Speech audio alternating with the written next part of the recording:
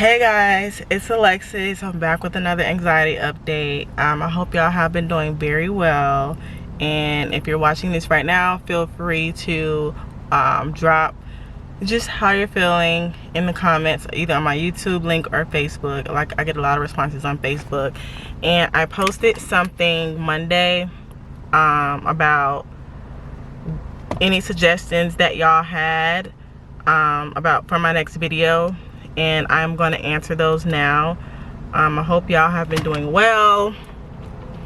I'm doing better, and I'm going to share what I've been doing to kind of cope with my anxiety. I'm doing a lot better. I was in a really dark place, like I told y'all on Tuesday. So obviously I have some right now because I'm a little nervous, because I feel kind of responsible for the anxiety community now, like, and I want to share the best knowledge with y'all. So first, I have healthy options for coping with anxiety. So what I have been doing the past week is taking 5 minutes in the morning and 5 minutes before I go to bed, just like basically meditating, doing some breathing exercises, listening to some softer music. I'm not gonna lie, I kind of like hip hop. Like, the frequency was a little too high for me, so I'm at a lower frequency with music.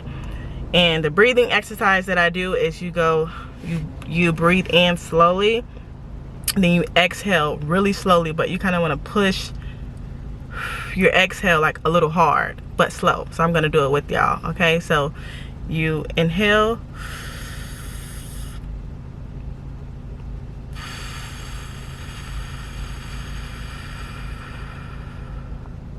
you want that exhale to be a little long, at least like 3 seconds. So you breathe in again,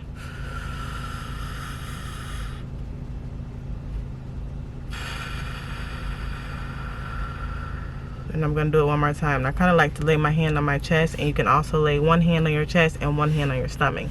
So one more time.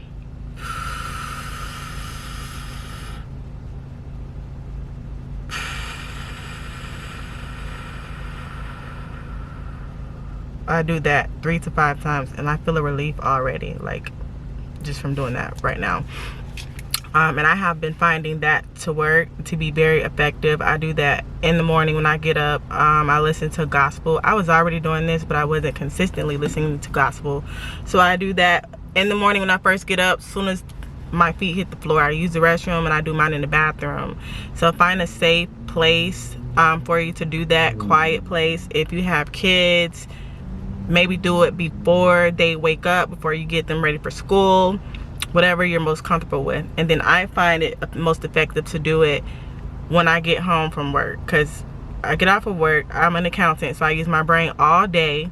So I have to mentally just like release that anxiousness of working and whatever I had to do at work that day. And in the evenings, I go inside my garage, leave Kennedy in there playing, you know, make sure she's well occupied at the time, and I listen to the Calm app for those 5 minutes. And on the Calm app, you have exercises that you can do while breathing. Like, they even teach you how to breathe through your back and use your muscles in your back. I'll show y'all another video another time on how to do an exercise. So that has been working for me. And I also have a scripture that I found that happens to be very effective, guys, and it is 1 Peter verse 5 through, I'm sorry, 1 Peter chapter 5, sorry, verses 7 through 9. So I'm gonna read it. Give all your worries and cares to God, for he cares about you. Stay alert. Watch out for your great enemy, the devil.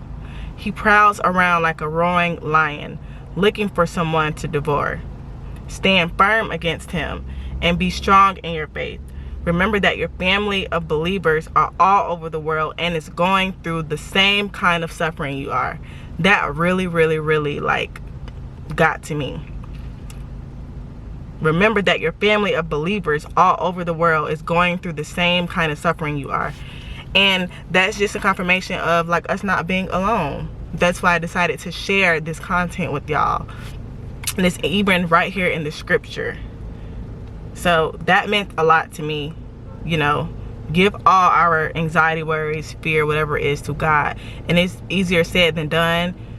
There is a saying that my Aunt Cola always tells us: if you're gonna worry, don't pray. If you're gonna pray, don't worry. And I constantly tell myself that, like, all the time.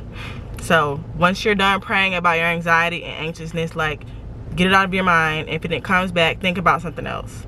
Just try to focus on something else. And the last thing that I have is to listen to jazz or classical music.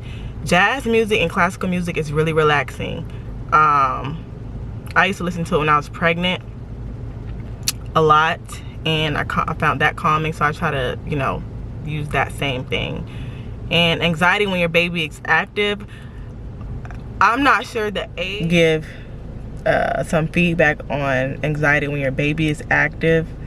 To be honest, I feel like I have to do some more digging on this, but active as in school or sports, I don't know what gives you anxiety, but if it were me, like, Kennedy is about to start school, so I definitely was having some anxiety. Like, I don't want anybody to harm her. That goes back to having your faith in God and just having faith in general, whomever your highest power is.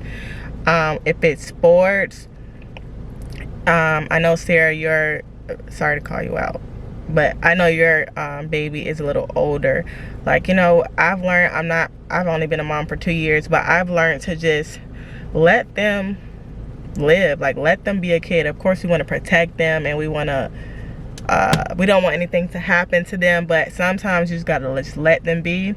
She's older. You got to trust your guidance that you have taught her. And when you do have anxiety during those times, just take a moment, do some breathing exercises, think positive, try to switch your mentality at the time, because I know a lot of times we can get caught up in our thoughts, like wrapped up into our thoughts, and all of the what ifs like come super fast. So try not to think about the what ifs, because you cannot go on what ifs. Like, what if this happens? What if that happens? Like, we never know. She may be perfectly fine. And you have to think that you're blessed, you're covered, you did the best you could. I know you have her in the best of the best, and you just got to trust your instinct and trust her. Oh, I have one more thing. I'm sorry, y'all. I'm trying to get better with organizing my speech here. But one more thing when you have anxiety.